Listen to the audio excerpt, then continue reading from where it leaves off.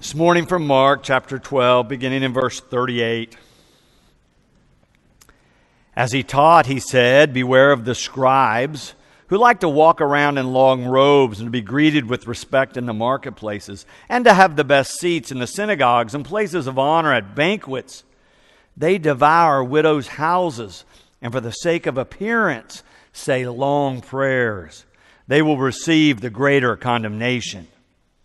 He sat down opposite the treasury and watched the crowd putting money into the treasury. Many rich people put in large sums. A poor widow came and put in 2 small copper coins, which are worth a penny. Then he called his disciples and said to them, "Truly I tell you, this poor widow has put in more than all those who are contributing to the treasury. For all of them have contributed out of their abundance, but she, out of her poverty, has put in everything she had, all she had to live on." This is the word of God for the people of God. Thanks be to God.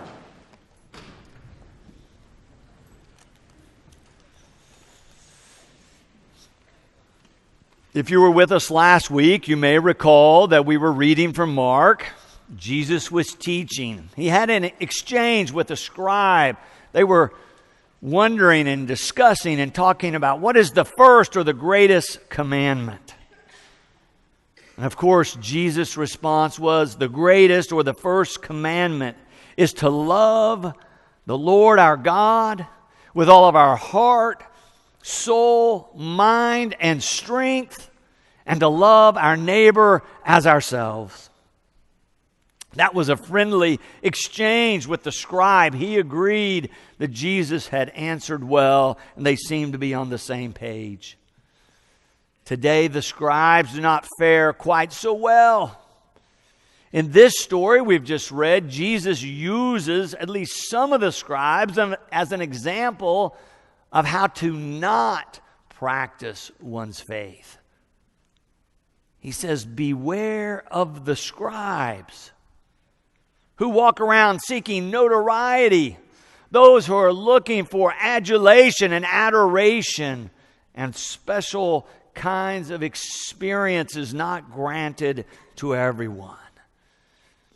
Jesus doesn't attack all the scribes, but those who appear to be ones only out for self, practicing their faith, you could say, in a self-seeking way. Jesus is speaking against that.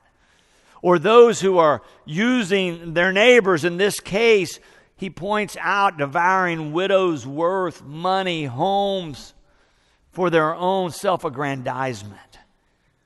He says that's using your neighbor rather than loving your neighbor.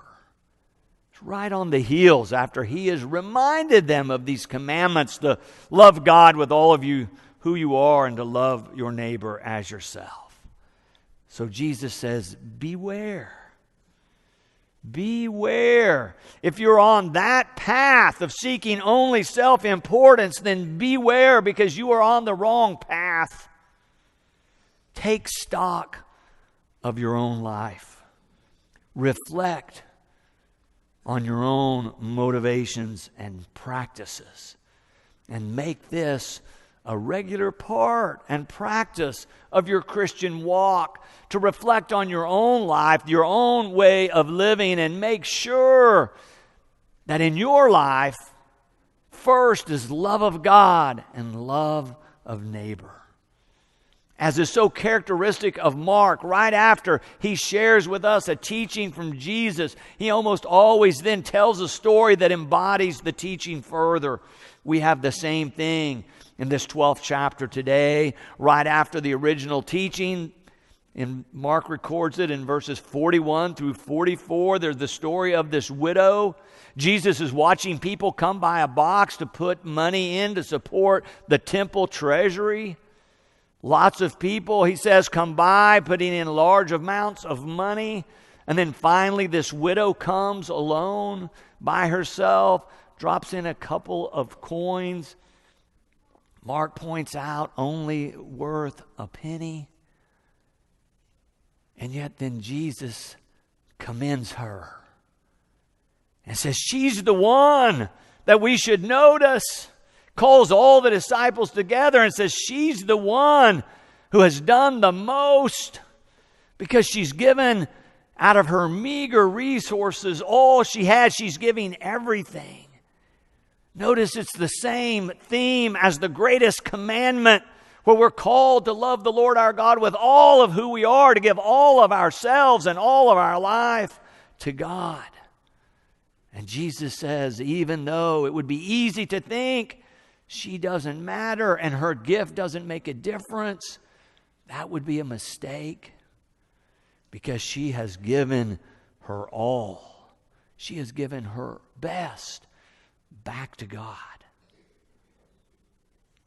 Where are you in your own life with your giving to God, with your priorities in your life? Jesus is calling for full commitment to God in our intentions and in our actions. In this story today, he's using money only as an illustration. It's not so much about the amount as it is, what does it cost you to give?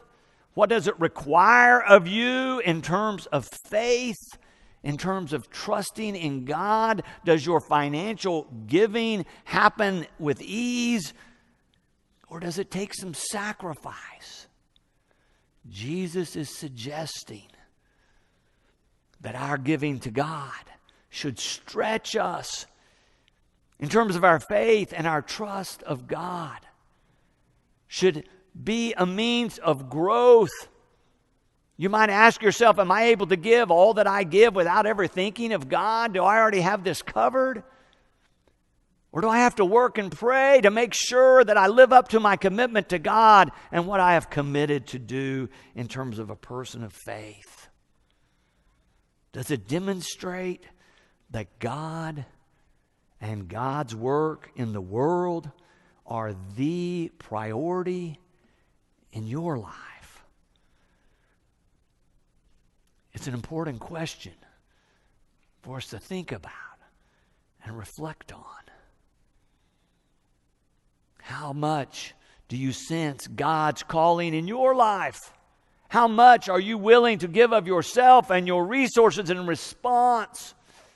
If you claim to be a Christian and say God is at the top of the list, I understand the first and greatest commandment, then does that play out in any significant or visible ways in terms of the other decisions you make in your life?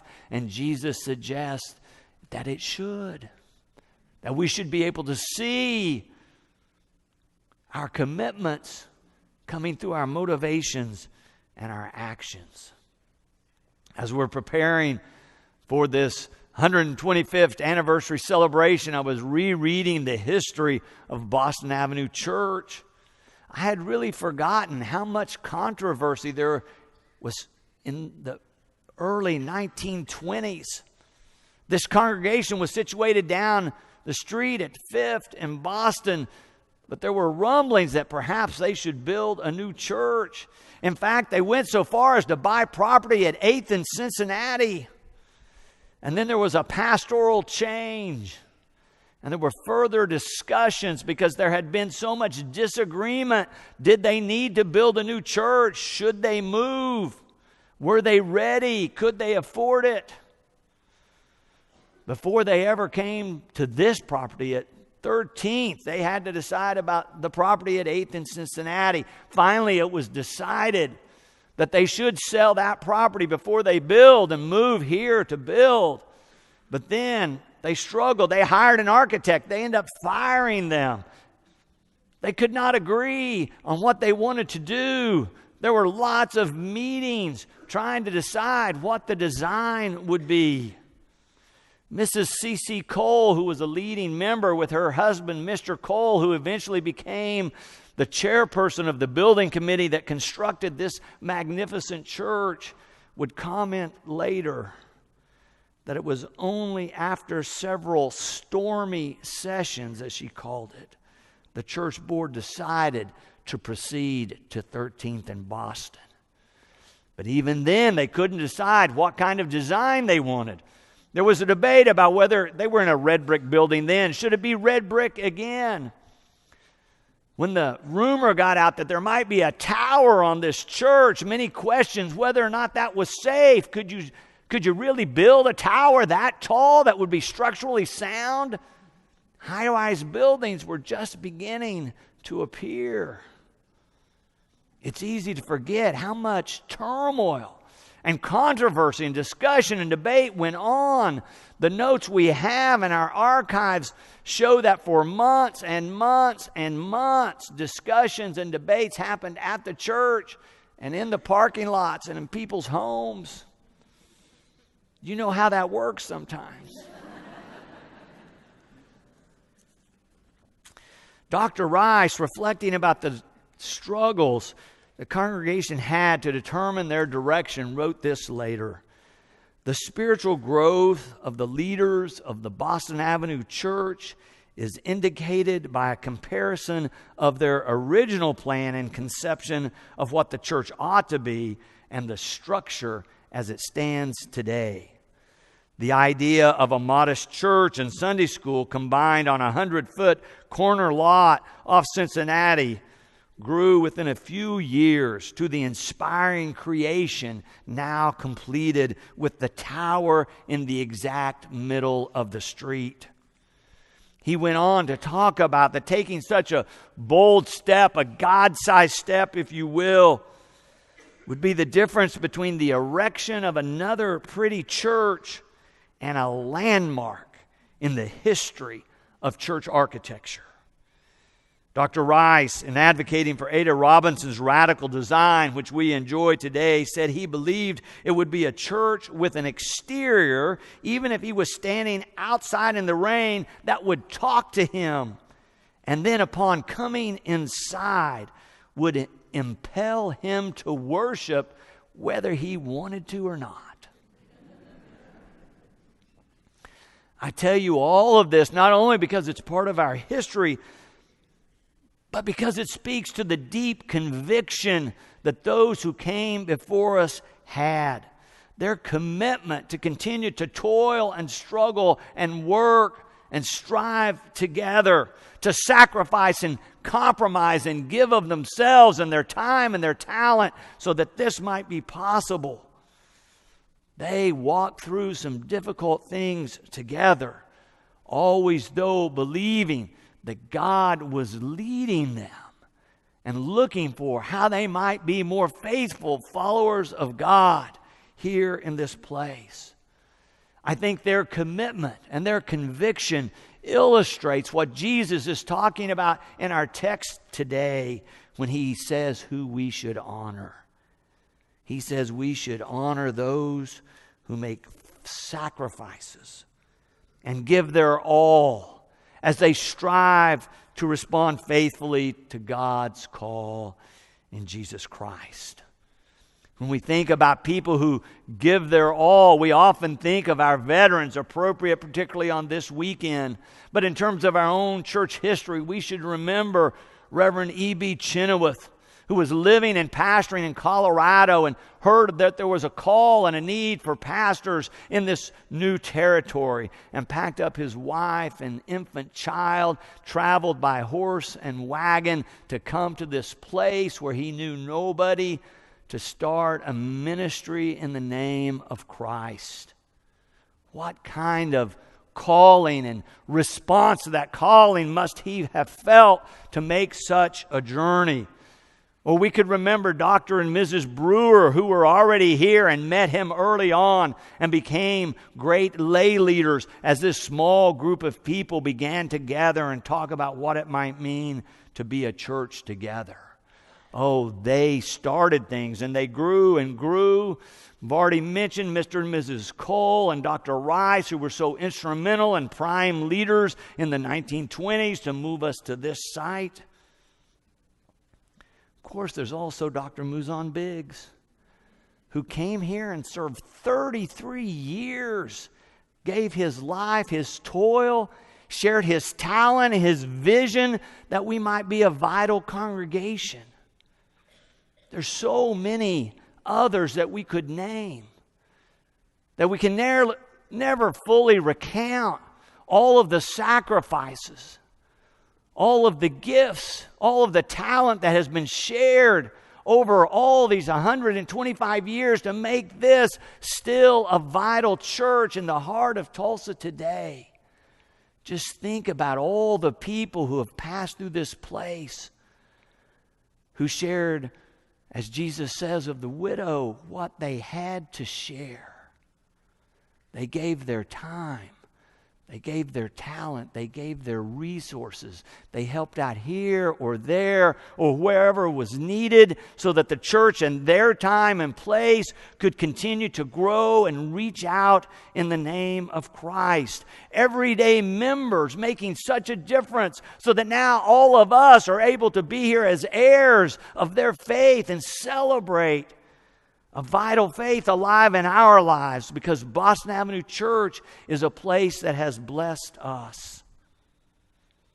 I believe that Jesus is reminding us in the text today that life and vitality often require authentic faith, but also deep commitment and real sacrifice. That we have to be people of commitment if God is going to do all that God wants to do through us. We have to be people who are willing to toil and strive and sacrifice and struggle together.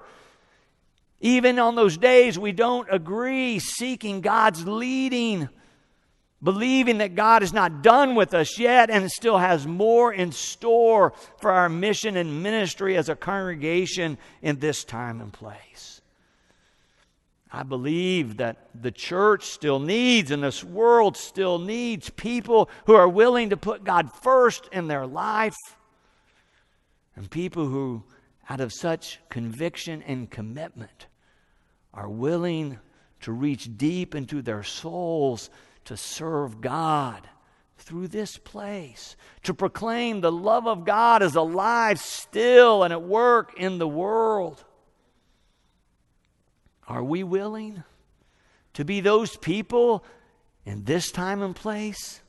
Are we willing to remember those who came before us and step up and take our place? Are we willing to take our place in this line of great servants of Christ? If so, then we can be sure that the Boston Avenue Church will continue to shine as a beacon of love and light for another 125 years. Thanks be to God.